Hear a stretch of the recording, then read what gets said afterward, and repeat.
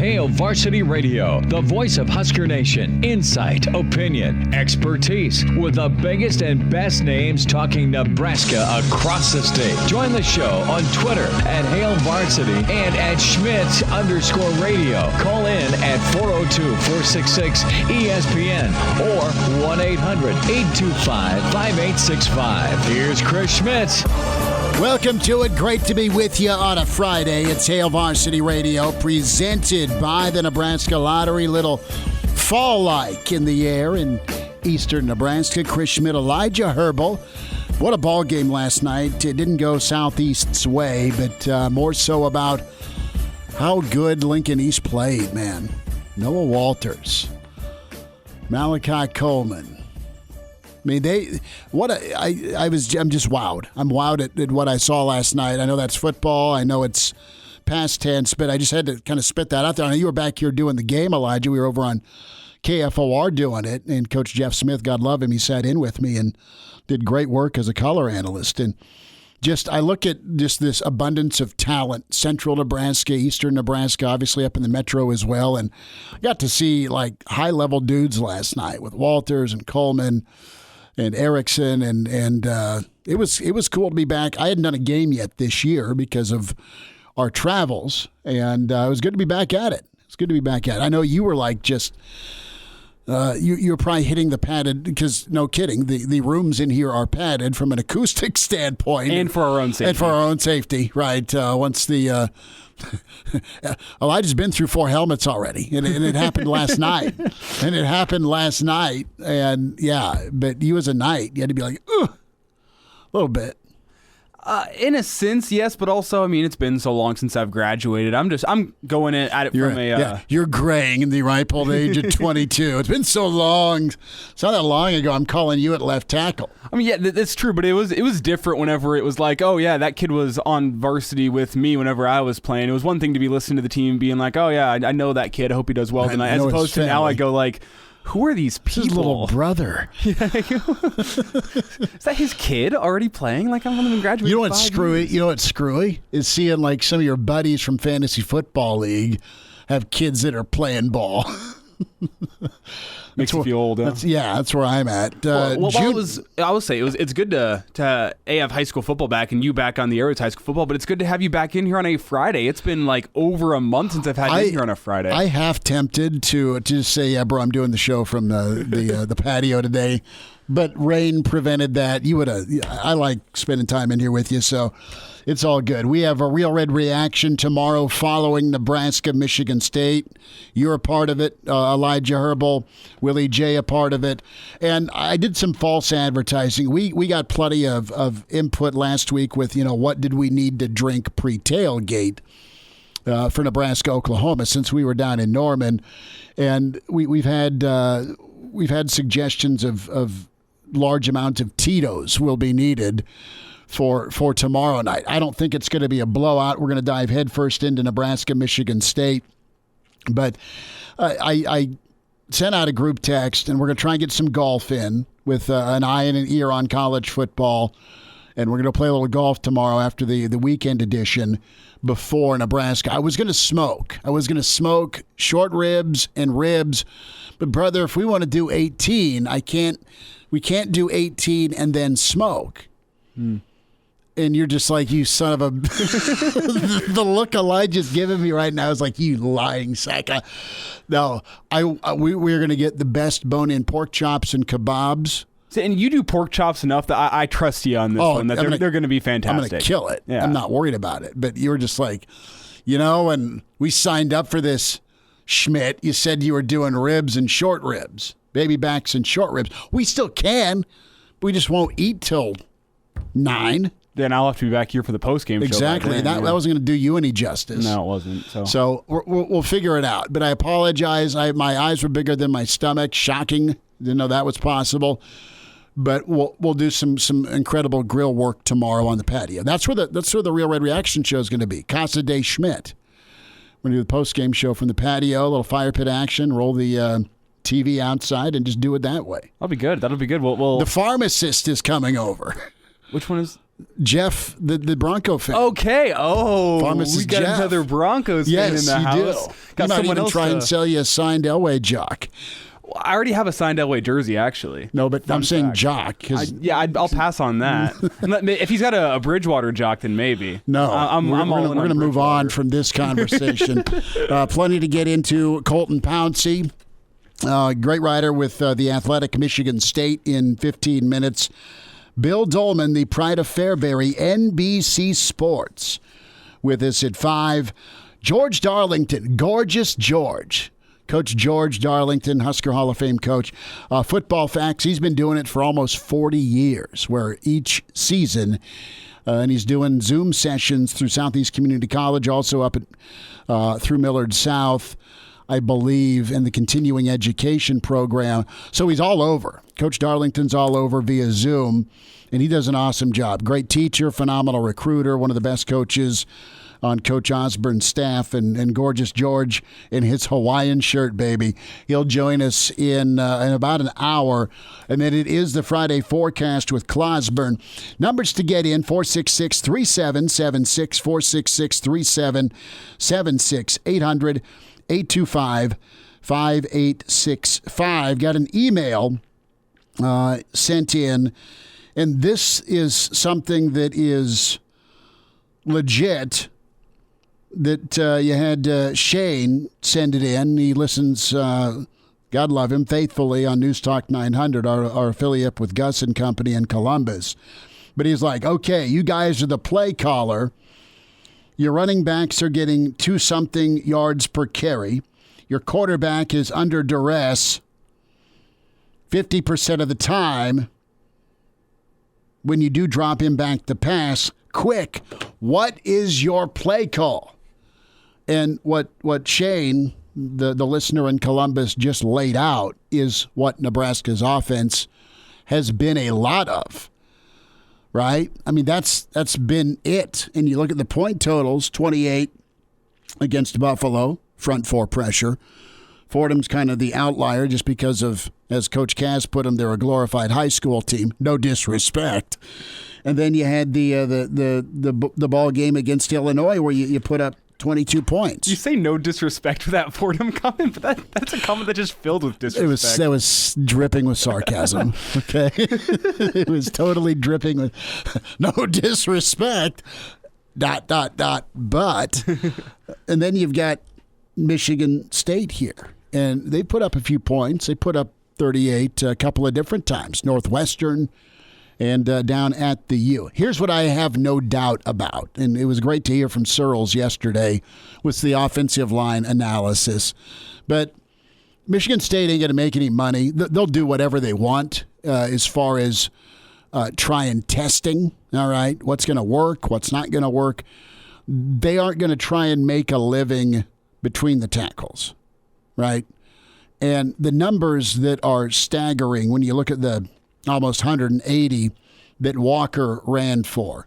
About 155 or 160 of them came outside the tackles against Miami. So roll call, please, JoJo. Roll call, please, for Garrett Nelson. Roll call for Caleb Tanner. Roll call for Nebraska's corners. Okay? And listen, man, they've been really good. Newsom was awesome. Newsom was awesome last week against Oklahoma, coming up in run support. Deontay Williams has been big time in run support. Dismuke is really good at getting downhill. And, of course, you got Farmer, a really good athlete as well, on top of Nebraska's two backers, right? Henrich and Reimer. So, and then you got the beef on the line to try and fight through. Okay, but it's going to be, if I'm Michigan State, and we'll ask Colton about this here in a little bit, you know, is it Miami 2.0? Do they try and attack Nebraska's edges? Do they try and do some bootleg rollout stuff off of that? You know, it'll be interesting to see. If you're Nebraska, you're going to really get your corner. Cam Taylor-Britt. Cam's a guy that is good at getting off blocks, and he is physical. And this could be a really big game for him. But Nebraska's back seven, specifically back four, and the edges, the outside backers and the corners, based on what they did against Miami, and see if they try and do it against Nebraska. Because, listen, it's not like Nebraska is the 99, 94, or 95 black shirts, or even the 97 black shirts. But they're better. They're good. They're beyond a competent defense. Okay, they're a good defense. That said, Oklahoma did run on them enough, all right, to be balanced. And you had a few plays by Buffalo and Fordham, and then Illinois just kept at it. And by the fourth quarter, some of those runs turned into bigger gains, right? So your job for Nebraska, clamp off the edge, stop the cutback, and do not let contain be broken. And just be wary of that is all I'm saying. And I think that's, if I'm Michigan State, I had success against really high-level recruits, a fast-flowing defense, but I don't know that Miami's a tough defense. I think that's kind of your saving grace and your difference. If you're Nebraska, you're a smart defense, Elijah. You're a very, I would say this Nebraska defense very disciplined, right? I mean, they didn't get whacked with a lot of big plays against Oklahoma. We talked a lot about eye discipline a week ago. Nebraska was locked in. Going to be very important as well to do your job, set the edge, and then get help from your buddies, because I think Sparty will try and test the middle, test the body, so to speak, and then try and get the edge a bit. Yeah, and a lot has been made this week of, Michigan State is the best rushing attack that Nebraska has faced this season, which is true. Mm-hmm. But let's not forget the flip side of the coin, which is that Nebraska is the best defense that Michigan State has faced this year. So it's all about coming out early. I mean, if you have corners that can beat the blocks of wide receivers, that is a great way to be able to stop those stretch run plays. Those run plays go into the edge. Then you didn't mention the factor of inside backers being able to stop plays going to the outside too. If you trust your guard pulls, if you can get out there and beat the wash up in the inside, you have a great chance to make a play on a running back one-on-one on the outside as well. So there's a lot of guys that can step up to stop these outside rushing attacks. If you didn't see Jeremiah Searle's film breakdown from this morning that he posted on his Twitter, it is great stuff.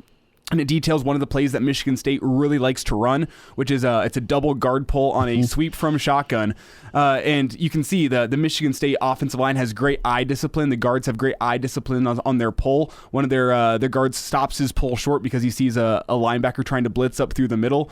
So you're going to have to be wary of that. This Michigan State offensive line is solid. They know how to block this play. It comes down to Nebraska being able to beat their one-on-one matchups on the edge to be able to stop this play and force Michigan State to go up the middle, which I think is the strength of Nebraska's rushing defense. Absolutely, and I'm with Pizzo, where it's got to be Thorne that beats you. Yes. I mean, as many folks as you want to throw on the line, let's party and let Nebraska's secondary do their thing. Back to the email, we jumped from his email question to Walker, flipping it around for Nebraska's offense. What is my play call?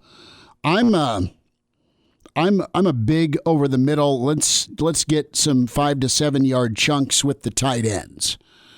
I'm big on some more option or some option pass. Now I know you can't do that all the time, but if your run game's not going well, and your quarterback's under duress, just chop some wood. Get about 3 on every down so you're not predictable on 3rd and 3 or 5. Run it if you want. And that's the other thing. Scott Frost has done a good job, and they did it in one instance. Again, it was just one play, but one instance against Illinois and then one instance against Oklahoma that got him out of some trouble on 3rd and long. And Wisconsin has done this forever. They'll have a 3 or 4 wide set, and it's 3rd and O Street, and they'll run it. It'll be a handoff run out of the shotgun. Nebraska's done that a couple of times. It wasn't a wave the white flag play per se. They just said, let's be a little bit more cautious where we're at field position-wise. And, bless his heart, Gabe Ervin, he's had 2 of his longer runs this year have been on 3rd and 9 or 3rd and 11 that got first downs out of what you would think is a passing situation. You go back to the last time Nebraska went on the road and really threatened to team on the road was that Wisconsin game, the Sam Foltz game, right? And Foltz and Sadler are both going to be honored before tomorrow night's kickoff.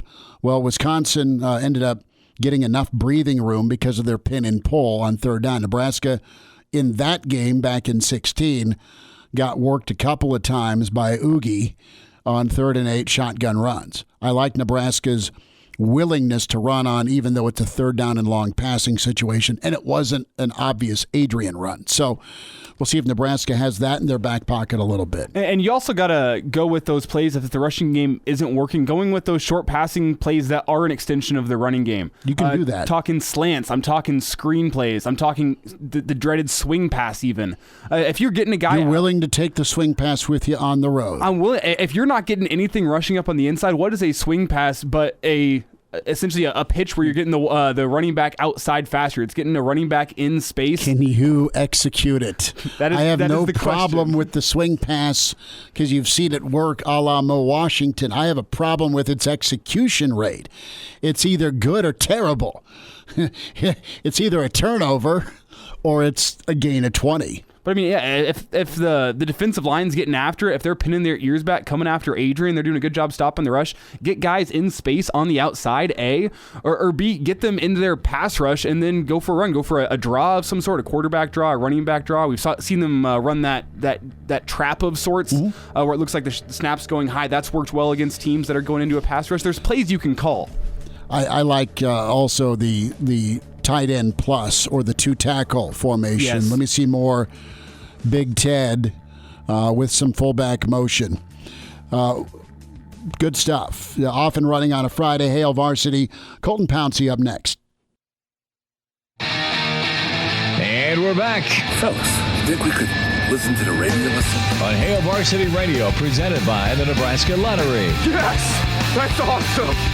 Thanks for spending time. Great to be with you on a Friday. It's Hail Varsity, presented by the Nebraska Lottery. Chris Schmidt, Elijah Herbel. We welcome in tremendous writer with The Athletic, covers Michigan State. And nice to spend a few minutes here with Colton Pouncy. Colton, thanks for the time. How's your Friday? Hey, thanks for having me. Yeah, things are going pretty well over here.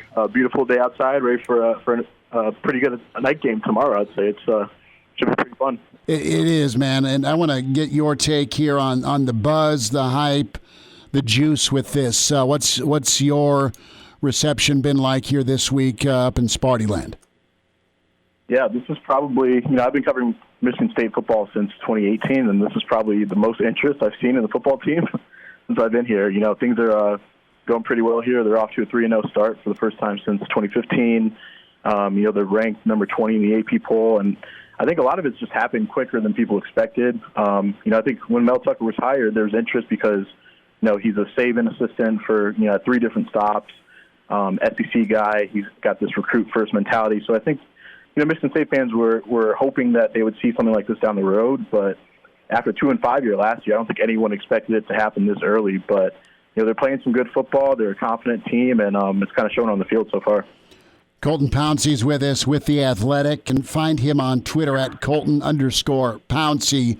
It's where you follow him, covers Sparty. So why? Give me the why. Why is Mel doing this so soon in year 2? Yeah, I think if you want to take the big picture approach, I think, some of the things that he's instilled in this team, I know culture is kind of an overused word, but that's probably the best way to describe kind of the changes that we've seen so far. Michigan State was pretty undisciplined last year. The coaching staff is still trying to get a feel for their players. Players were still trying to get a feel for the coaching staff. So, installing new schemes amid a pandemic was not the easiest thing. And also you have, the start and stop nature of the Big Ten last year. So that didn't really help them get off to a good start last year. But this offseason, Mel Tucker really knew what he had to do. He saw that the talent wasn't where it needed to be. So he went out and added 15 scholarship transfers, and that group is being led by Kenneth Walker, one of the best running backs in the country right now, leads the nation in rushing, broken tackles forced, just been an absolute beast so far. But also, by bringing in all those transfers, the returning guys who played on that 2-5 team last year, they kind of saw that, hey, my job is not safe. We got someone coming in trying to take my spot, so I need to practice even harder. Then you've got all these transfers coming in who, some of them weren't playing at their old school, some of them were, but they've all come to Michigan State saying, this is a fresh start for me, so I need to come out here and hit the ground running. And I think that's been the mentality, and what that did is it kind of raised the level of competition in fall camp. Guys are going harder. They're all trying to play. They're all trying to start, things like that. And I think it's gotten the most out of the roster. They also hit the weight room pretty hard. There's all these before and after pictures of dudes from last year weighing like 340. Now they've dropped down to like 300, or they're cut, they're trimmed, they're faster, all that stuff. So just really having the time that they didn't have last year has probably been the biggest thing. And again, anytime you have a running back like Kenneth Walker get off to the start that he's gotten off to, I think that certainly helps your offense and gets you off the ground a little bit too. Colton, they've got buy-in, and they believe what Coach Mel's telling them. I think the way they came out against Northwestern a year ago, right? That was one of the more kind of wow wins, and I think that's one you put in your back pocket, and then you flip the roster like you're talking about. Was there still a pretty good collection of some talent, kind of some remnants from Coach D'Antonio left over that Mel got, and then he really just hit well on the transfer portal? Is that fair to say that it's been a good mesh? Yeah, absolutely. And there was some talent that D'Antonio had, but it was all younger talent. So I think some of those guys just needed time to kind of, get their feet under them and kind of adjust to, a new style. And then when Mel Tucker came in, he spent the 2020 season kind of evaluating the pieces that he could build around. So obviously when the season's over, you finish 2-5, you have conversations with guys and say, hey, I see you being a part of what we're building, or, hey, I'm not sure you're going to, have the playing time that you're looking for, so maybe you pursue the transfer portal if that's an option for you, things like that. So those conversations took place after the season, and the guys that are still here are 100% bought into what Mel Tucker's doing. You got a guy like Xavier Henderson, safety for Michigan State right now, senior. He was a 4-star kid from the 2018 class. He's playing some of the best football of his life right now. I think the coaches like his development. He likes the way he's being used. It's sort of a blend of this, deep safety, but also plays close to the box sometimes. They've got a quarterback like Peyton Thorne, who was, a really underrated recruit in that 2019 class. But he's always one of those guys that was one of the smarter quarterbacks in the roster. He was, he's a coach's son. His father, Jeff Thorne, is a Division III coach and actually won the Stag Bowl a couple years ago. So they've got these players that they like that D'Antonio brought in that just really needed an opportunity, and they're getting that now. And then also you hit the portal with Kenneth Walker, Jarrett Horst, a starting left tackle who came from Arkansas State, Rivers Crouch, a linebacker from Tennessee, Ronald Williams, a 4-star JUCO corner that was at Alabama last year and transferred to Michigan State just because, they got so much talent over there, he kind of got phased out. So I think what you're seeing is, the transfers are coming in and they're actually being accepted by the team, so that's made that transition a little easier. And also helps when you're winning, getting out to a 3-0 start, that kind of alleviates some of the problems that you might foresee with all these transfers coming in. So it's been a smooth process so far. Colton Pouncy of The Athletic with us here on Hail Varsity Radio talking some Michigan State. And Colton, I want to get to the game tomorrow. We know that Michigan State's going to try to get the ball into the hands of Kenneth Walker. He's been the bell cow of the offense. But how specifically do you think that Michigan State is going to be attacking the Huskers both offensively and defensively? Yeah, offensively, like you mentioned, I think it'll be a heavy dose of Kenneth Walker. The first game against Northwestern, he got, I think, 23 carries. Against Miami, he got 27. They kind of gave him a lighter workload against Youngstown State. He only had 7 in that game, but that was because they knew they were going to use him a lot against Miami. So I would expect him to get in that same range, that 23 to 27 range in terms of touches. Against Miami, a lot of his big runs came to the outside.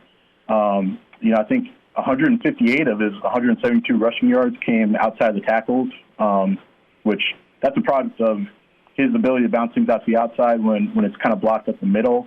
And also, he can just make linebackers and safeties look silly in open space. He did that a lot against Miami, although I'm not sure they have the best run defense over there. Probably a little bit better over there at Nebraska. But that's going to be the game plan. A lot of Kenneth Walker. Offensively, Peyton Thorne, he's a game manager, but he can also give you a little bit more than that. He's going to take care of the football. He's going to make the right reads. He's not going to force things, but he's got a couple of speedy receivers on the outside who can make a play downfield, stretch the field vertically. I'm actually kind of interested to see how that works out. Because I know Nebraska's got a really good, secondary passing defense. They've been, top 25, top 30 so far through 4 games. So I'm kind of interested to see that dynamic between Jaden Reed and Jalen Naylor on the outside versus that secondary. I think that'll be probably a key to the game.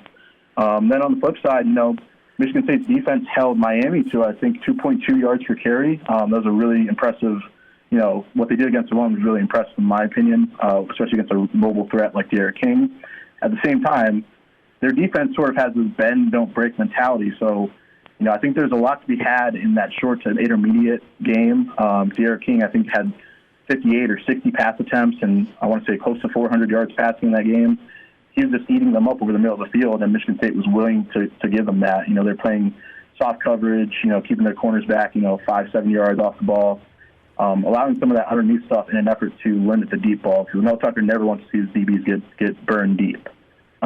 So I think that's going to be there for the taking. If Nebraska wants it, they could probably move the ball through that short to intermediate game. I do know that, I was talking to Mitch Sherman. He says that they have some speed receivers who can actually stretch the field now. I'll be interested to see if Michigan State, plays further enough to allow that or kind of still settles for the short game. I think the key for Nebraska's offense would probably be converting in the red zone. Michigan State's defense, I think, has been pretty solid in that area so far this year. But if they do move the ball slowly in those, 5 to 7 yard passes and, kind of put drives together, they're going to need to capitalize when they get in the red zone, not settle for field goals, put points on the board. Because this offense that we've seen from Michigan State so far, it's kind of weird, but they're putting up points. I'm not used to offense over here, but, they're averaging close to, 40 points a game. So I think it'll be probably a medium, probably in that 30 to 25-point range. But, yeah, I think it'll be an interesting game for sure. Colton Pouncy covers the Michigan State Spartans for The Athletic. Give him a follow and do so at Colton_Pouncy. Colton, a couple of last thoughts here. As a guy who has been covering Michigan State, but as you look at Nebraska, what are your impressions of Nebraska now and Coach Frost, and just what's your take as a football guy on this team coming in? Yeah, I think, like everyone, I watched that Nebraska-Illinois game, and I'm like, oh, is this going to be one of those years for Scott Frost? Another disappointing year, maybe not meeting expectations. But, they came back. They bounced back nicely with a couple of wins. And then I think the Oklahoma game, I was talking to Mitch, and he was like, yeah, I'm not so sure if the moral victory is accepted over here. But, watching that, anytime you can hold that Oklahoma offense to 23 points, that's an impressive feat. And I think that shows that Nebraska's defense is probably a little bit more legit than people gave them credit. And, this will be another test for them. If they can, again, Michigan State is probably not known for offense over the years, but so far through 3 games, they're playing really well. So if that defense can have another impressive outing, maybe even pull off the win using their defense and getting stops against Peyton Thorne and containing Kenneth Walker, maybe, limiting those outside runs, you get a win like this, that kind of changes things a little bit, changes the national perspective, in my opinion. You got to see more of it, obviously, but I think this is probably a game that they need to kind of right that ship a little bit, and Scott Frost probably needs a narrative win like that.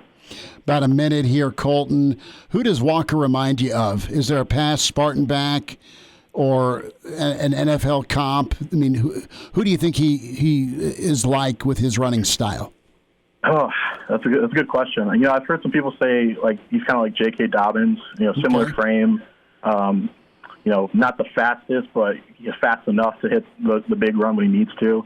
But he's just got so much wiggle room. The way he moves, the way he cuts. My nickname that I'm trying to get coined for him is Kenny Cutback. We'll see if that catches on. That's not yet so far, but that's the type of things that he can do. I've seen a few Michigan State people try to call him Barry Sanders in the way that he runs. You'll never hear me call him that, but he's a good back, and I think he'll be a challenge for most teams that he plays on the schedule this year. He's fun to watch. Barry was the original, well, not the original, but the 2.0 version of Crazy Legs. He was so awesome to watch, just kind of do his thing. Colton, enjoy the game. We'll be looking forward to your thoughts afterwards, and appreciate you spending time with us here on Hail Varsity. Absolutely. Thanks for having me, guys. All right, there he is. Colton Pouncy with The Athletic. Covers Michigan State. I love that. Kenny Cutback. Well, thank God he didn't comp him to Le'Veon Bell.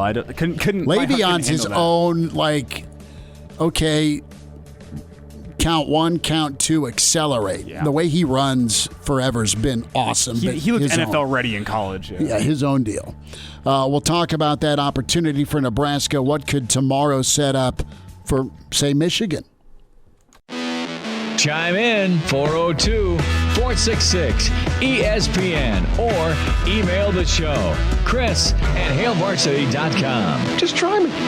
Back to Hail Varsity Radio. I'm putting together in my mind this food spread for the patio show tomorrow, and we'll eat. And I have not gone shopping for wings for a while, but this national emergency of shortage of chicken wings is very real. And we could do if I find some wings, we could do some Old Bay air fried wings. See, I knew there was a problem with the wings, though. Whenever Wingstop started doing the thigh stop thing, they started selling chicken thighs instead. That's what I was like, the wow. Audible. Thighs are awesome. Thighs are great, but they're not the same as wings.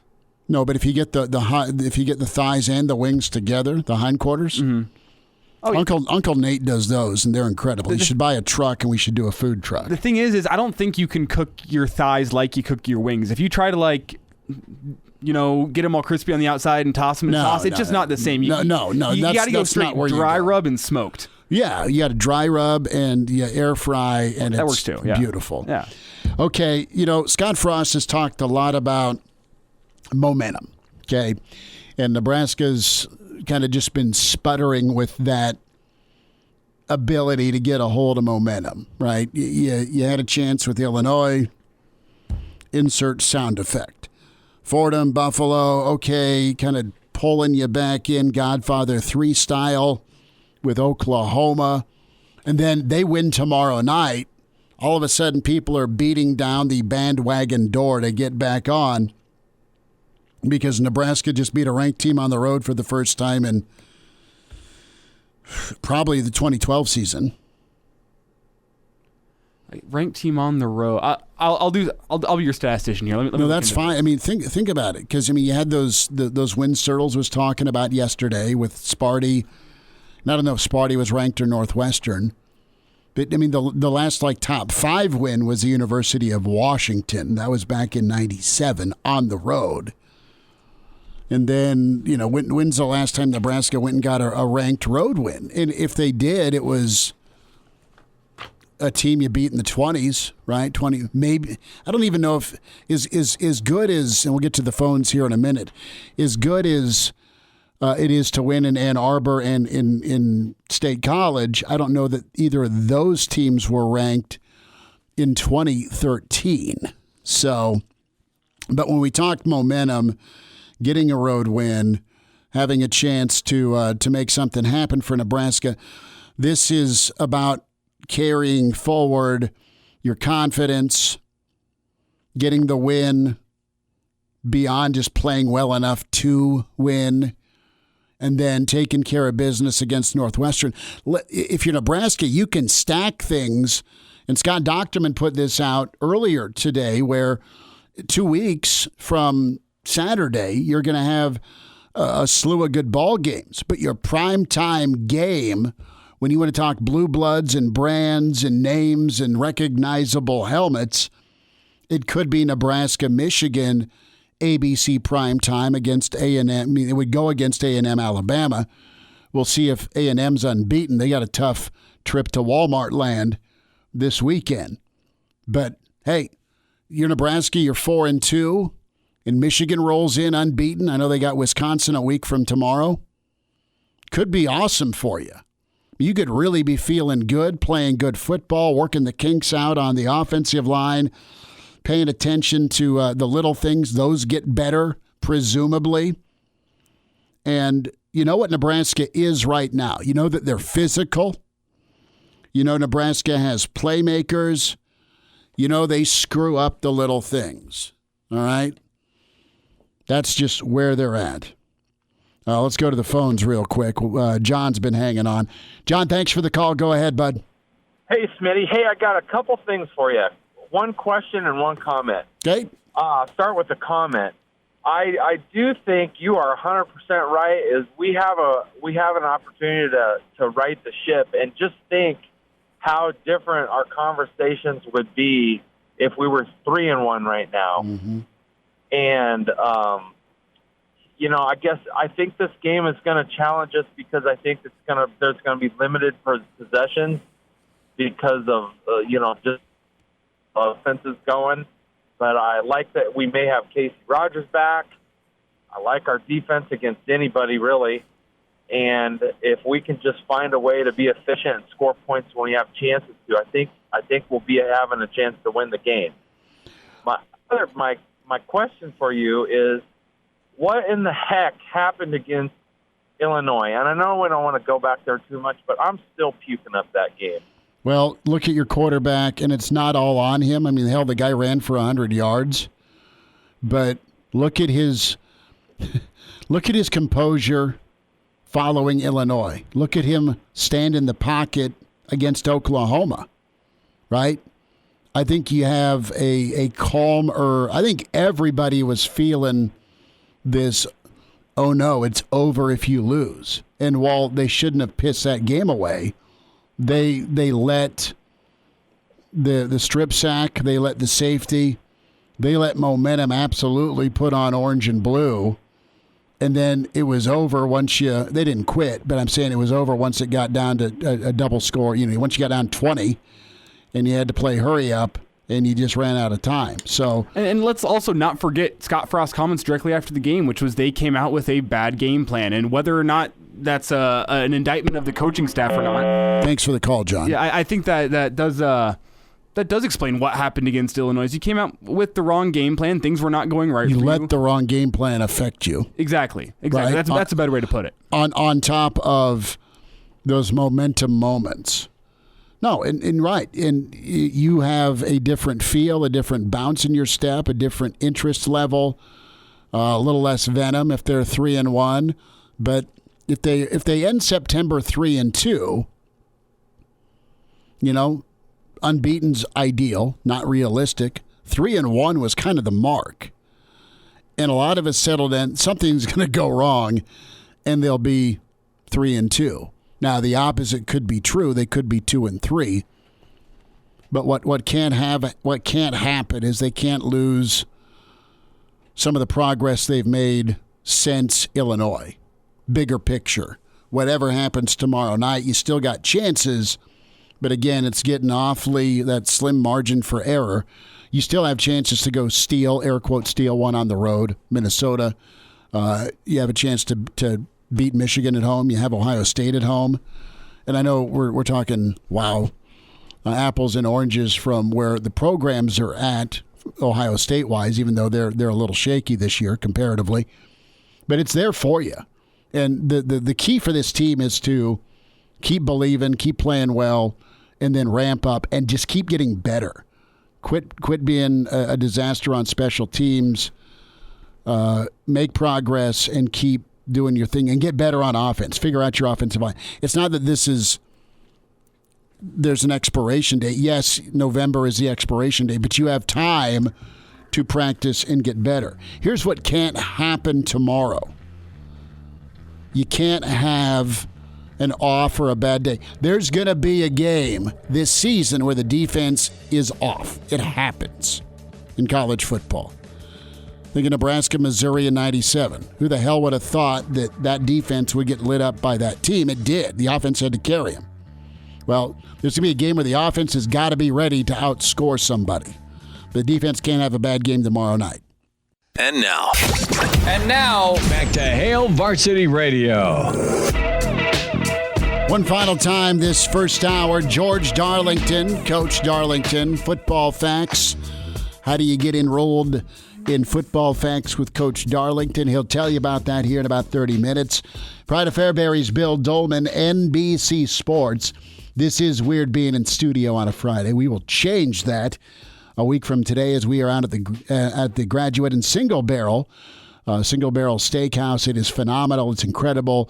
Over 250 whiskeys for you to check in on and sip and sample and enjoy. I've not had any, despite my slurring here, I promise you. But come see us out at the Single Barrel next Friday, 4 to 6, Hail Varsity Friday Road Show. And excited to be at the Single Barrel inside the Graduate every home football Friday. Big weekend of games coming up. Denver, yay or nay, are they moving to 3-0? You got to be jacked about some NFL. I can't wait to see the Rams and Bucks. That's what I have circled for Sunday afternoon. Are the Broncos moving to 3-0? They're playing the Jets. They better move to 3-0. I don't know, man. The NFL's cutthroat. And Did you see the video of that little 8-year-old kid breaking down the Jets and why they're terrible? That was one of the funniest videos I watched this week. It's just this 8-year-old. I didn't see it. I need to. He's got Can you the send pen it? in his hand. Yeah, I'll send it to you. Oh, it's hilarious. See, it all went to hell when Joe Willie retired. That's what Grandpa tells me. In the Ken O'Brien late 80s run with Freeman McNeil and Al Toon and Mark Gastineau, man, those were the days. But they weren't, think about it. I mean, they had Herm, they had Parcells. They were a playoff team for a little. I mean, they had Dirty Sanchez, man. Well, I mean, now look at Sam Darnold balling out for Carolina. I've always liked Darnold. I think that makes me think that the problem is not the players. I think it's the Jets themselves. Whenever your players go and ball out for other teams as soon as they leave you. Yeah, that's possibly true. But I like Saleh. I mean, I thought he was a hell of a coordinator at San Francisco. This is year one. They've drafted who you're supposed to take defensively the last couple of years. Now, our homeboy from BYU didn't look all that sharp in his first couple of games, but we'll see. Are you sending it or no? Oh, I sent it to you. Okay. But did you see the Adam Gase effect? Did you see this going around Twitter of this guy went and said... let's see. Ryan Tannehill improved after he left the Ryan Gase offense. Sam Darnold, the Adam Gase offense, and then Sam Darnold now looks improved post Adam Gase. And then you have the Broncos, who after he left to go take a head coaching job after that season with the Broncos went and won a Super Bowl. And then he left LSU after the 2002 season, and LSU won a national championship in 2003. So you're telling me the key to success is to have Adam Gase and then let him go from your team? Get this. Adam Gase graduated his high school marshal in Michigan in 1996, and then they won the state title in 1997. Okay. So you're just there's a connection that your team will improve once Adam he Gase departs. Yes. So he's got to have pictures of somebody to keep getting gigs. Something like that. Or, I mean, he did have a prolific offensive season with the Broncos in his 1 year there as offensive coordinator, but I think that was because he had Peyton Manning. So that was the pre-85th neck surgery on Peyton year, where he had 50 touchdowns, and there it went. They got rocked that year, didn't they, by the Seahawks? Yeah, I don't want to talk about it. Okay, I just was checking. 43-8.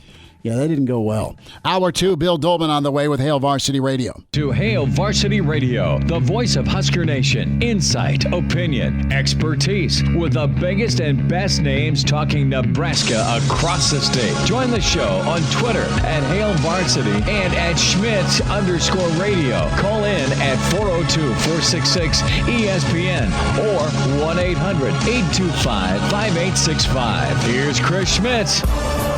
Welcome to it. It's Hour 2. It's Hail Varsity Radio, presented by the Nebraska Lottery. Seeing pictures from the Husker trucker of Spartan Stadium.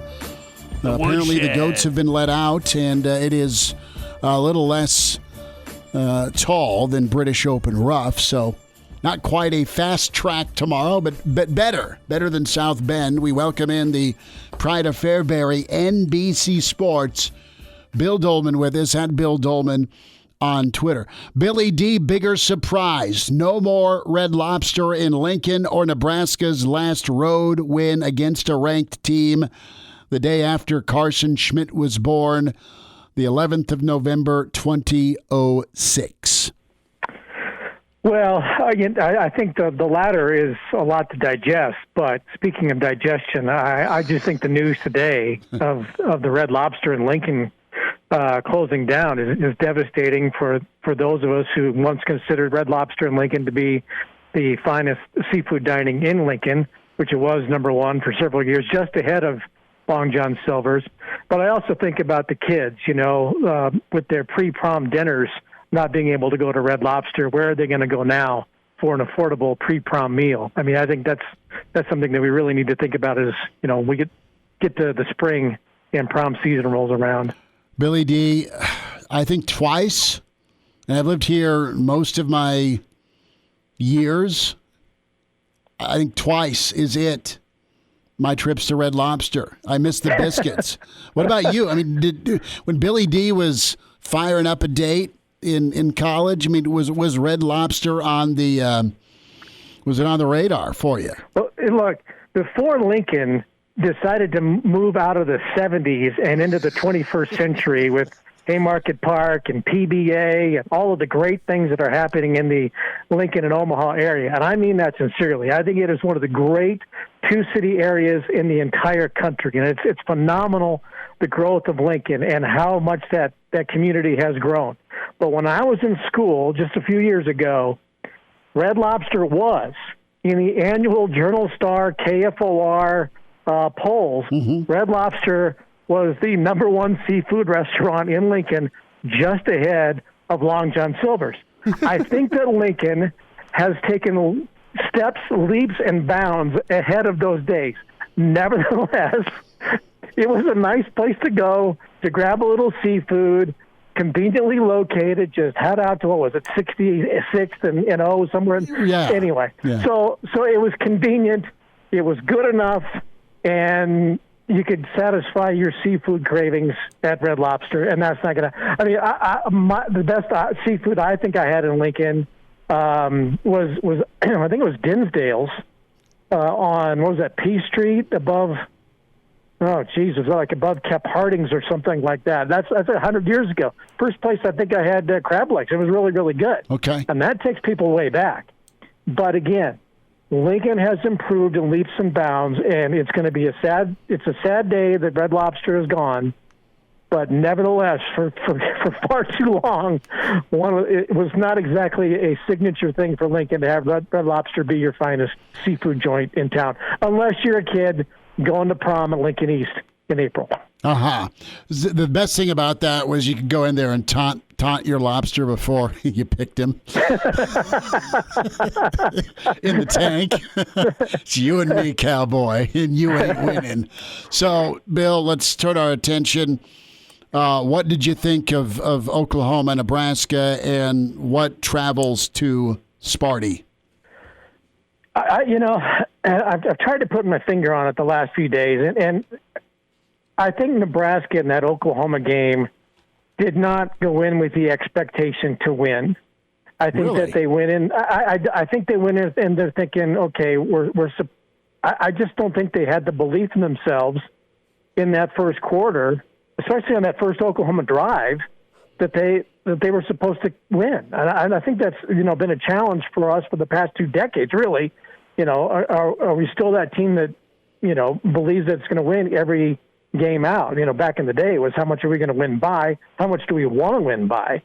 But I think as that game went on, and you put yourself in a 7-0 hole on the scoreboard, and 7 more penalties than Oklahoma in the yellow flag category, all of a sudden the second quarter rolls around and think, wait a minute, we can play with these guys. I don't think that's a great Oklahoma team. Mm-hmm. I don't think that's the number 3 ranked team in the country. I think Oklahoma and Ohio State have a similar identity, and probably Clemson. I just don't think they're that great right now. But nevertheless, I think as that game went on, the Huskers put themselves in a hole that they believed that they could crawl out of, and they should have won the game. Let's face it. But too many mistakes. How many times have we said that? But I think Nebraska has to come out of that game believing, you know what, I think we're better than people give us credit for, than maybe we give us credit for. And I think going into the game on Saturday, I'm not sure Michigan State is necessarily as good as they think they probably are. So I think there's a real mental challenge that we'll see in East Lansing on Saturday. Michigan State has the confidence that it's pretty good, and it may not be, considering who they've beaten. And Nebraska is probably better than they believe themselves to be, given who they've lost to and how they've lost. Yeah, Bill, I'm with you. Michigan State's wins against really a not great Northwestern team, Youngstown State, not great, and then we aren't really sure how good Miami is. That was already their second loss of the season, but they've lost to 2 teams that we think are pretty good. So whenever you're looking at this game tomorrow, I don't want to say advantage Nebraska because you're on the road, but Nebraska does seem to have had the tougher test to open the season. Would you agree with that?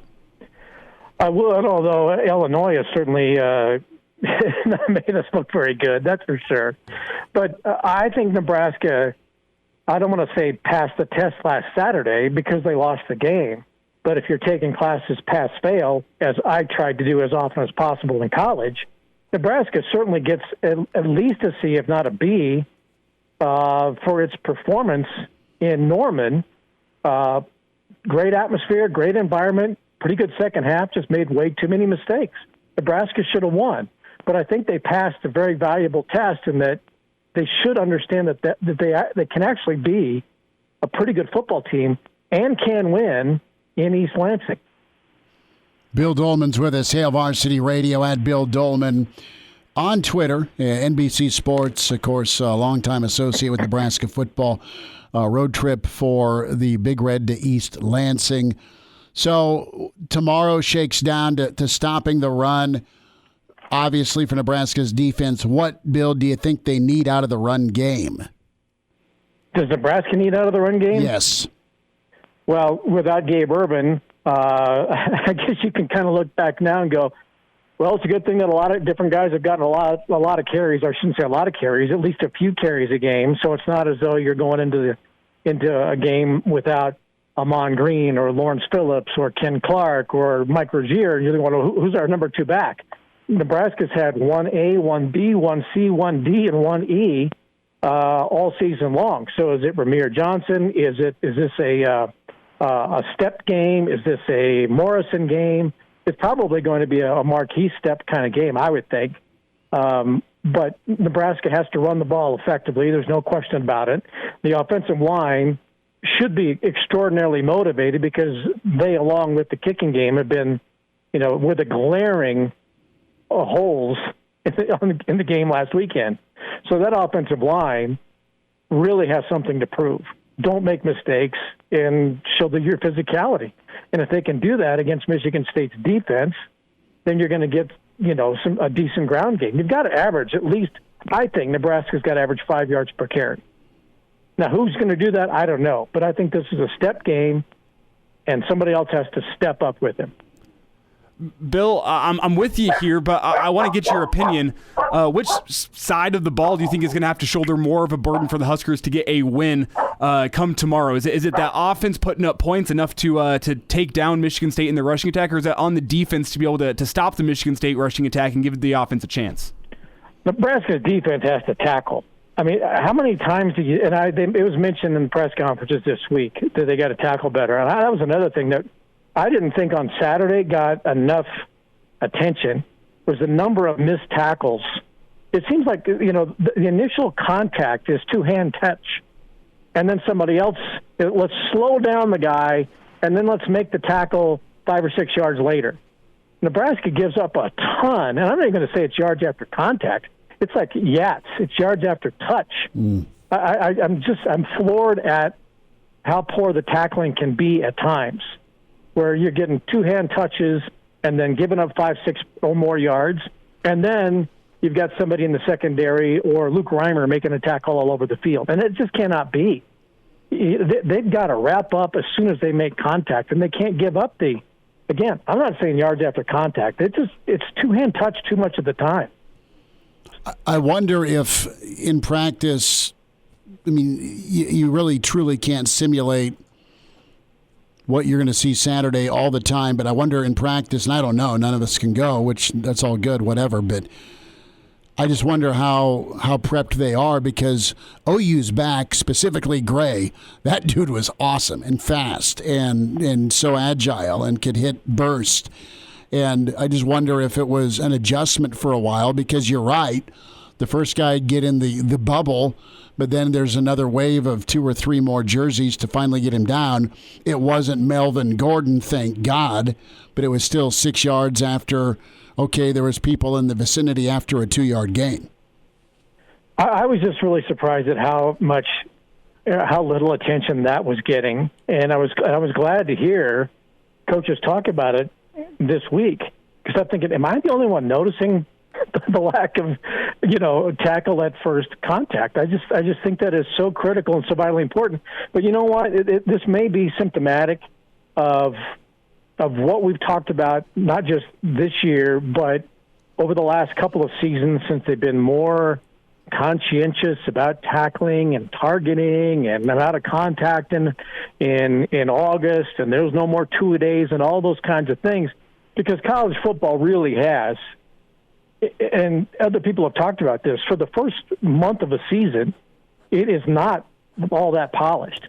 You don't expect it to be perfect week 1, but you expect it to be pretty sure by week 2 and 3. And maybe that's part of it. Maybe there's just not enough tackling, not enough hitting, and that's the way it's designed now these days by legislation. And in Nebraska, and what we see is there's a problem. Maybe when October rolls around, it'll be all better. But I think Nebraska's not alone in that. I just noticed it because those are the games I watch most intently. But the tackling is not great. There's no question about it. Bill, we need a thought here before we say goodbye. You're RSVP'd for Michigan weekend. You're guaranteeing a big game, big atmosphere. Well, I'm planning on heading to Lincoln because the good folks at Fairbury are going to dedicate the court, the basketball court, to my old coach, Chuck Moore. So I'm going to go back and be a part of that, and it just so happens to be with Michigan weekend. So yeah, I'm planning on coming to Lincoln and maybe babysitting your gear down at the Haymarket there or something. But so we have a Bill Doleman potential sighting at Single Barrel in 2 weeks. Well, I hope so. That'd be nice. Yeah, we'll see about that. Yeah. I'm going to end up with a blow dart in my neck, and it's going to be the Bill Doleman show. Give us your prediction as only you can, the Pride of Fairbury. Well, I'm watching the Ryder Cup right now, and the U.S. is just rolling all over Europe, up 5-1. And I think tomorrow's game is going to be a defensive struggle. I was thinking that there might be a forfeit. But given where the U.S. is right now, 5-1, and on its way to the 14.5 points that it needs, I'm going to say 5-1. Now, if you'd ask me later, it could be 8-1 U.S. I don't know. But right now, as you're asking me, that's what I'm going with. So Michigan State only converts 1 extra point? That's it? Well, yeah, that's what I'm saying. Okay, yeah, makes sense. How do you only get a point, brother? Well, that's up to them. That's not up to me. It's the extra point. That's their problem. You're going to wipe the touchdown away, but we'll let you keep the extra point? It could be. Stranger things have happened. So you're telling me Nebraska special teams will have some sort of hatchet job that allows Michigan State to score a point? Well, we gave up 2 last week on a point after. No, I know. Greg Beakert's still drinking beer like ogre somewhere.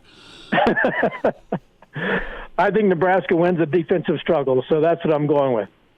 Okay. Bill says the unders. Brother, be good. Have a good weekend, and thanks for jumping on with us. All right. Go Big Red Lobster. There we have it. Bill Doleman, the Pride of Fairbury, NBC Sports. Bill, you know what? They probably knew Bill by, they knew him by Billy D. Guarantee Billy D always had a standing reservation on a Friday night with some smoke show. Well, see, I just think that nowadays, if you were to take a girl to Red Lobster, that's the number one way to never get her to talk to you again.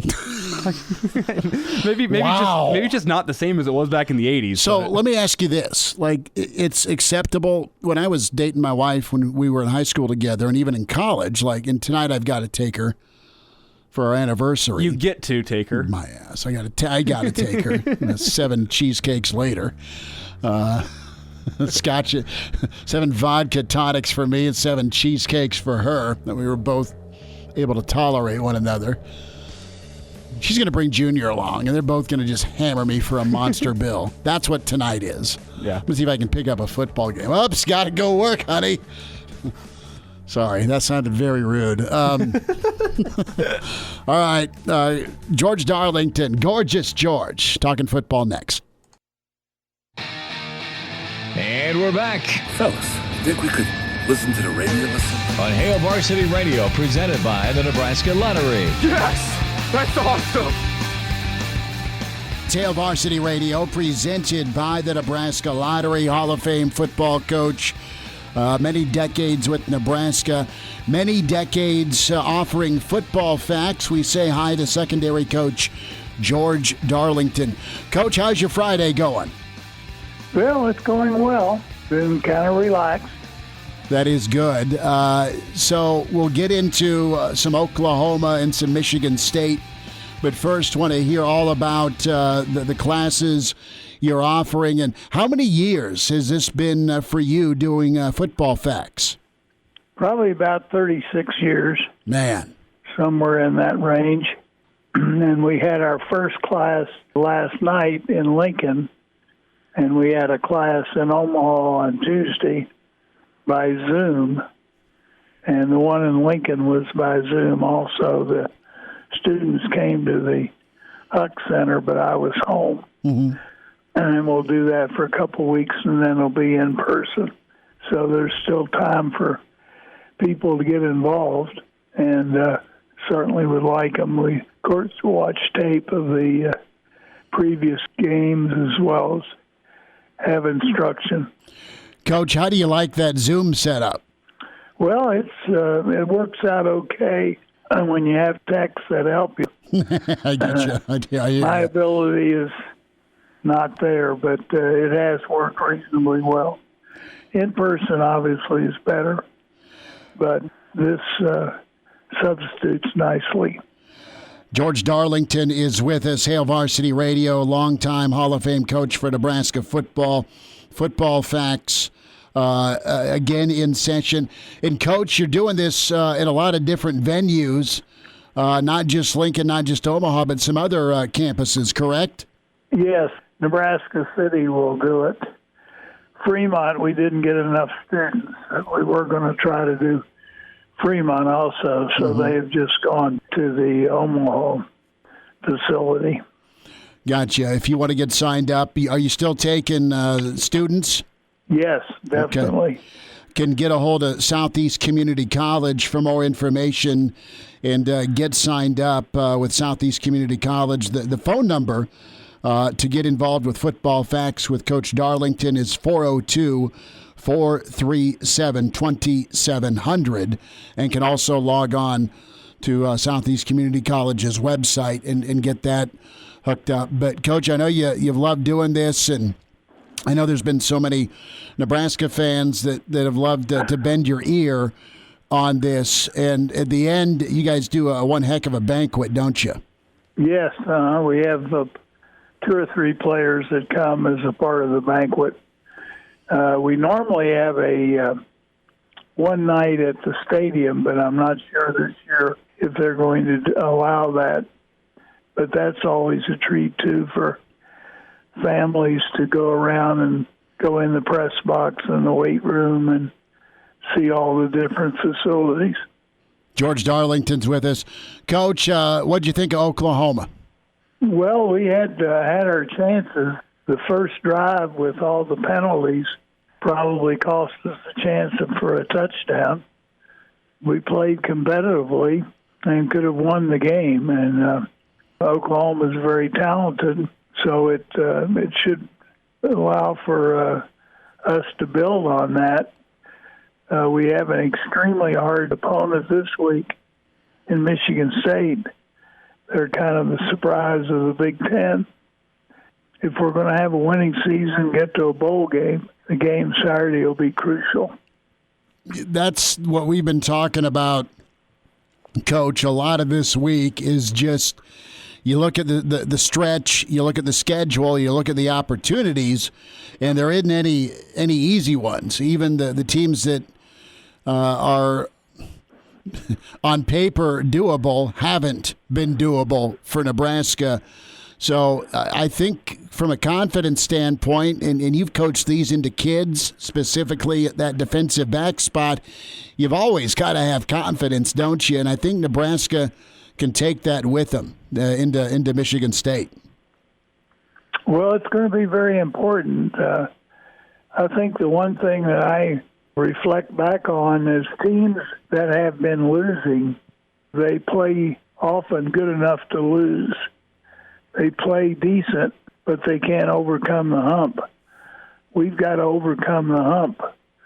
We've got to play well like we played for the most part Saturday, and yet get over the hump. Play well enough to win rather than just not get embarrassed. Is it mental? Is it a situation where they've not experienced enough winning to kind of latch on to that experience, or is it something where, it's just an accumulation of missteps. I mean, we all know that no one's going to play a perfect football game. That said, you can make up for it in other ways, but it just seems like Nebraska always helps out their opponent. Always might be too strong a word, but in a lot of instances, in a lot of these games, these kind of coin flip, one-possession games, Coach, it's been Nebraska, a mistake here or there that's helped the other team. Well, certainly this pass game is noticeable because we're behind 7-0. We get the kickoff. We start a good drive. And before we get started, we have 3 5-yard penalties and then a 15-yard penalty and ended up having to kick a field goal. Whereas taking the penalty yardage away, we had an excellent chance to move down and score. And we've got to get to the point where we eliminate those types of penalties and just play a more perfect game and stay competitive like we've been and make some plays that count to make the difference. We still are having kicking game problems. Mm-hmm. It's bothered us the last 2 or 3 years and cost us a chance to go to a bowl game one year. But here we had excellent field goal kicker, only the all Big Ten man we had picked by the press, and he's had a horrible year.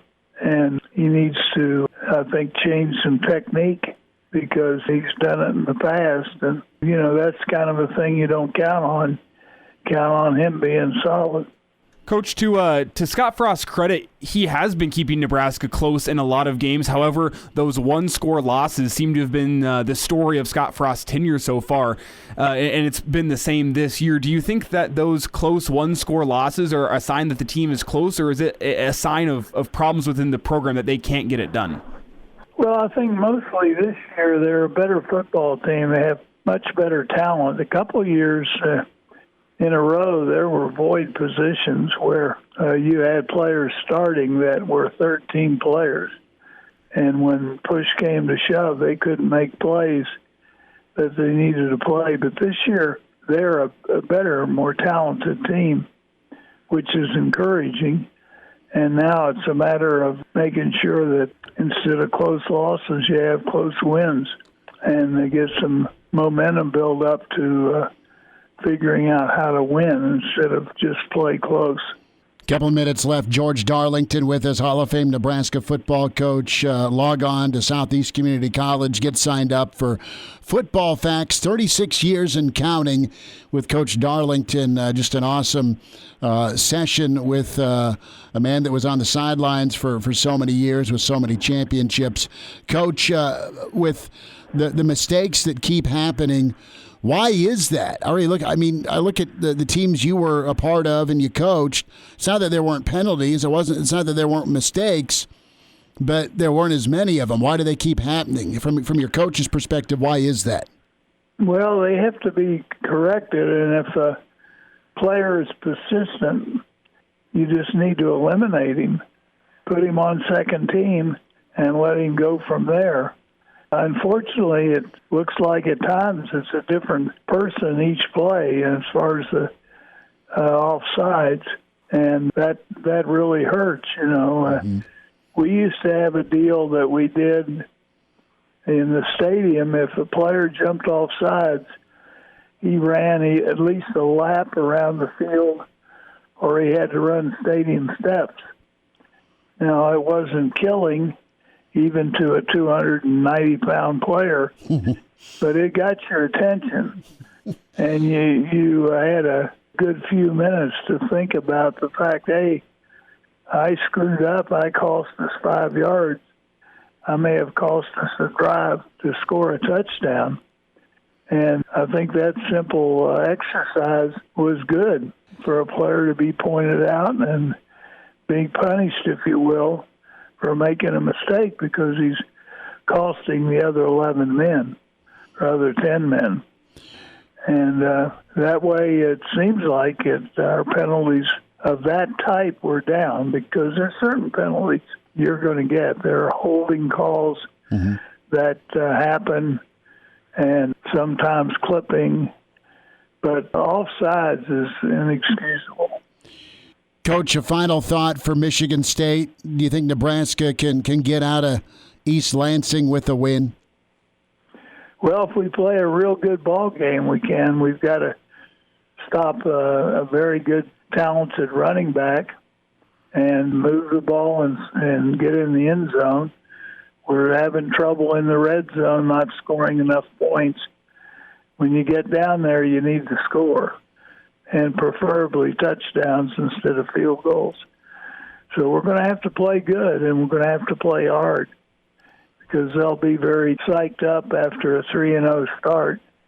And they have a talented team. They got a lot of players from the portal that have worked out for them. So it'll be important. Why do you think there are struggles in the red zone? Well, I think some of it's probably the plays in the package. Not having we've had a real problem with running backs. Different guys. We've got one young man out for the season now, and that certainly has got to hurt. But overall, we move the ball at times, and we just have to come through with the play at the end to get 7 on the board. Coach, have a great weekend. Stay strong, okay? And thanks so much for a few minutes with us. Well, thank you, and hopefully we'll have a great outcome tomorrow evening. Good stuff from Coach Darlington. Again, Southeast Community College. Get signed up with the Football Facts. 36 years of insight and entertainment and just great football knowledge with George Darlington. Coach George, good to hear from him. And we'll get to a Friday forecast on the way. Clauseborne in the wings. It's Hail Varsity presented by the Nebraska Lottery. And now, back to Hail Varsity Radio. Winding down a Friday, Hail Varsity Radio, presented by the Nebraska Lottery. Don't forget, weekend edition tomorrow morning at 7 a.m. And then we will bring you real Red Reaction. We'll StreamYard that bad boy as well, so you can watch us on ESPN Lincoln Facebook. Elijah Herbel, part of it, Will Wilson, and there'll be some golf jabbing, no doubt, going on to see how bad I played. Well, we have to do a live stream from the course. See, Will's too good to do that. And I think you've got a mustache, so there's going to be no cart chicks or women, excuse me. The cart folks will be avoiding us unless you shave that thing. Oh, it's actually going tonight. Okay. That was a promise. Is after Nebraska's loss last week, it wasn't going to make it to another game day. Okay. Let's get into the Friday forecast. He does not have a mustache. He's imaginary. He wears red. We welcome in Clauseborne on Hail Varsity Radio. Claus, how's your week been? Well, I've been doing okay. As I understand, though, the Big Ten is just intent on making us change one of our school colors to yellow. The way they keep throwing those flags on the field every time we play, I think we might as well make the switch. Yeah, it's a little bit frustrating, Claus. I know it was within reach, but it didn't happen. Should we see if things go better this weekend for Nebraska? Well, I suppose we don't have any other choice. That's pretty good. We survived Norman, Claus. It was an entertaining roadie in the RV. I'll say that. Well, I'm surprised it didn't end up on blocks and on fire on the side of the road north of Edmond, which is usually what happens. But fortunately for you, I'm sure the Sooner Magic carried over from your conversation with Barry, and they treated you fairly well. It was a good time. It was all good.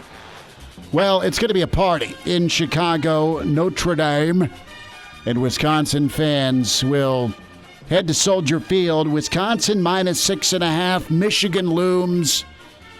And the offense not great for Wisconsin. Notre Dame's lived a charmed life. That's the word I'm going to put in front of them. But they're unbeaten. I think this is a gotta-have for Wisconsin. Unfortunately, I do not think it goes the Whiskey way. Give me Notre Dame. And, yes, give me the points.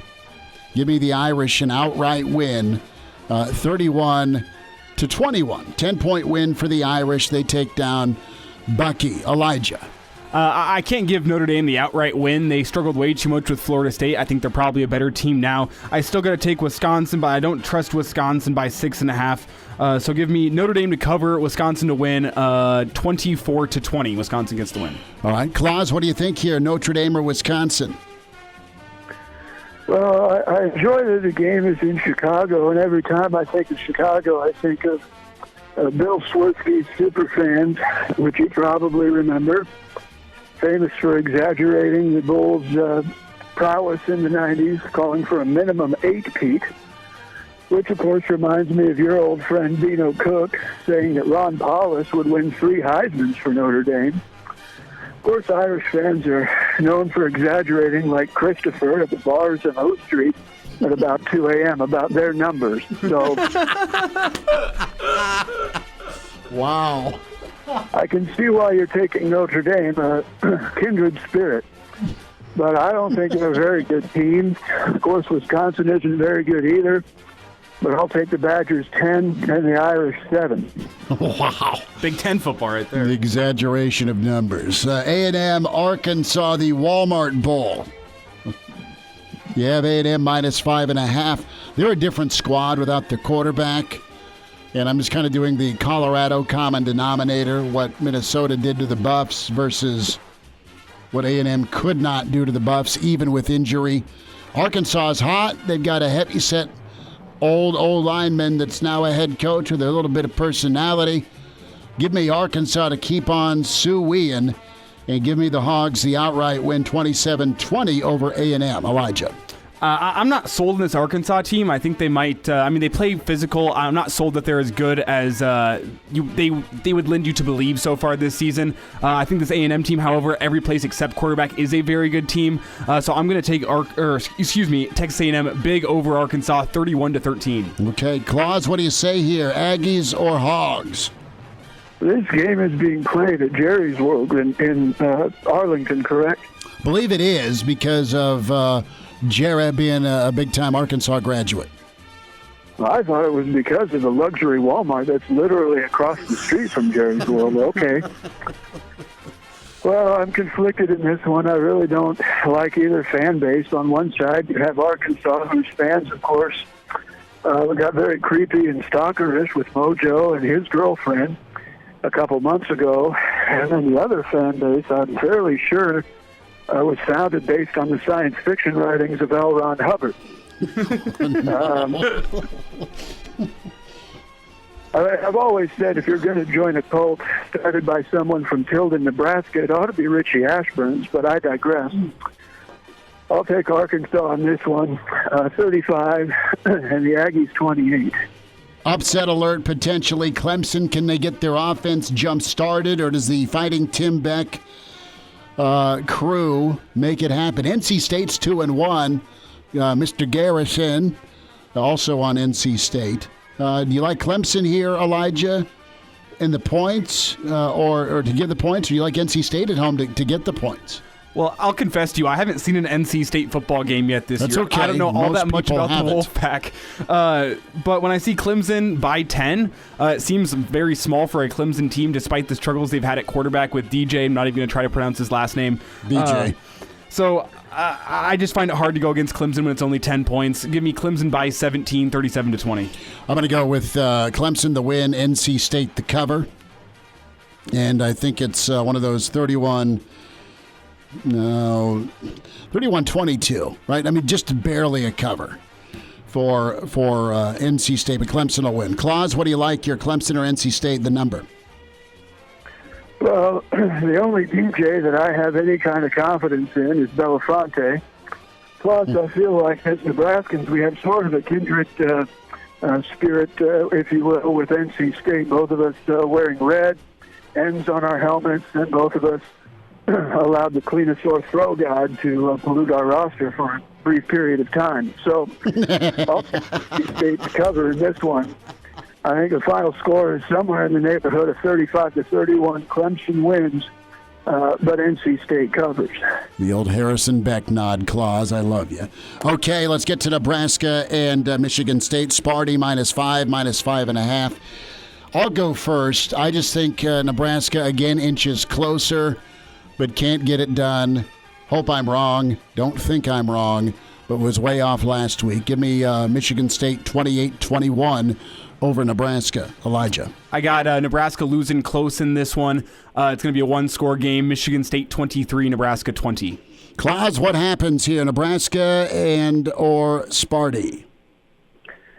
Well, Nebraska and Michigan State obviously have a lot in common, not just Bob Devaney, but of course our mutual tragedy, losing our Sam Foltz, their kicker as well. So nothing but respect for Michigan State. And they also have a really good running back, which of course I always appreciate, a young man by the name of Kenny Walker, who's making a lot of noise. Of course, our Kenny Walker at Nebraska famously couldn't hear the noise, and that's what Nebraska's going to do. Drown it all out, play hard-nosed football, and win the game 28-25. Claus says Nebraska by 3. Book it. Claus, behave and have a good weekend. Okay. There he goes. That's Claus. We'll wind down a Friday next on Hail Varsity. Miss us? Come here, brother. Give me a hug. Bring it in for the real thing. We're on call for you. Catch the podcast at hailvarsity.com, the ESPN Lincoln app, or download them on iTunes. Saddle up, partner. Back to Hail Varsity Radio. One final time, Real Red Reaction follows Nebraska Sparty on ESPN Lincoln locally. It'll be at Casa de Schmidt, the patio, the fire pit, and maybe talking about a Nebraska win for the first time since 2006 on the road against a ranked team. We'll see if the black shirts travel, the offensive line's better, and if the special teams is cleaned up. Chris Schmidt, Elijah Herbel, Will Wilson will be with us tomorrow as well. So we were talking Red Lobster shutting down. Bill Doleman, I could just hear the tear rolling down his cheek, literally, because that was a spot for Billy D. And I went there twice in my life, maybe once for a birthday when I was a kid, and it was a part of Lincoln. But we got a phone call off air about the Tam O'Shanter, and we'd go to after class. A lot of times, the group I used to teach with, we'd rock on down to the Tam for maybe a beverage a Thursday or a Friday. I love the Tam O'Shanter. A beverage or 6, maybe. But the long and short is there's cod. Was it walleye or cod? Halibut. Okay, strike 3. I'm out. Halibut's usually your fish taco fish, right? But you had a caller call in and say, man, the halibut at the Tam is money. You said that they had a lunch special? I'm not a fish guy usually. If I'm going to the Tam, I'm going to get a burger.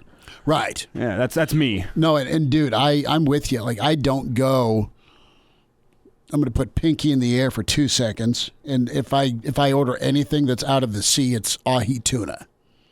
Or I go to Timmy Berda's and I get his beer battered walleye. See, personally, I just don't get anything out of the sea because I live in Nebraska and we are the furthest state in the union from any large body of water. Yes, but there are places that have stuff flown in day of. Okay, so you can get it. There's good sushi joints around town. That's fair, yeah. Right? There is. And worst case scenario, you got a buddy who's got a pond. Right? Or you got a buddy that went up to South Dakota and caught some fish out of a pond. See, I'll save my... Do you like the fish fry or no? Nah, I'm A on it. See, I think deep frying the fish does make it better because deep frying makes almost anything better. Sure. Yeah, but still, I'll save my seafood eating whenever I take a trip to one of the coasts. Okay. That's me. Okay. I know. I use my seafood eating when it comes to sushi or... again, grilling some tuna at home or something. If God wanted Nebraskans to eat seafood, he would have given us a put us closer to the water. Yeah. Okay, that's fair logic. But no, it's a sad moment. But hopefully, one Red stays alive, right? If you're a Nebraska fan tomorrow night, over under on number of yards for Kenneth Walker III. What's the number? He's got to be below 150. And it's got to be like 40 carries. I think it's more. What's more important is the yards per carry total, and you have to keep him, I think, under 4 yards per carry. He can bust off a couple big runs, but you got to keep him under 4 yards per carry. And I'm with you. 150 yards is the max he can get, where Nebraska still gives himself a chance. I think you want to try to keep him under 125. Does Nebraska win if Adrian's not hitting the century mark on the ground? They can, yes, but he'd have to throw for 300 yards. Okay, fair enough. Numbers to think about. Back at you tomorrow morning. Find us weekend edition, 7 to 9 a.m. with Hail Varsity.